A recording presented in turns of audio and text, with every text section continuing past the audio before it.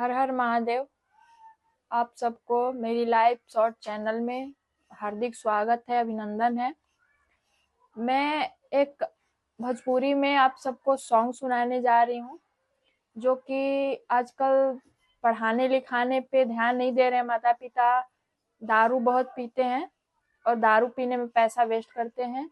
उसी पे मैं एक भोजपुरी में आप सबको सॉन्ग सुनाने जा रही हूँ।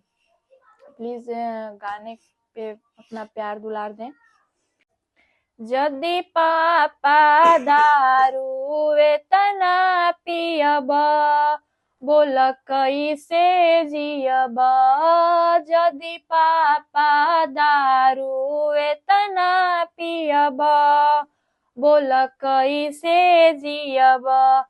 तबीयत खराब चलत बा, रोज पापा दारू चलत बा। तबीयत खराब चलत बा, रोज पापा दारू चलत बा। कहवा से पढ़े खातिर देब, बोल कैसे जियब। जदि पापा दारू एतना पियब, बोल कैसे जियब। छोड़ी द पियल काहे पापा, मन हमारे बतिया हो। सोचे सोचे माई रोएली हो, दिन रतिया हो।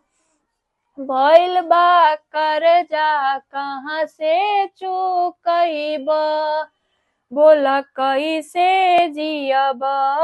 जदि पापा दारू रोज पियब, बोल कैसे जियब। गाँव घर समाज पापा, मारे रोज तानवा हो। कहे नहीं मानत पापा, हमरो कहानवा हो।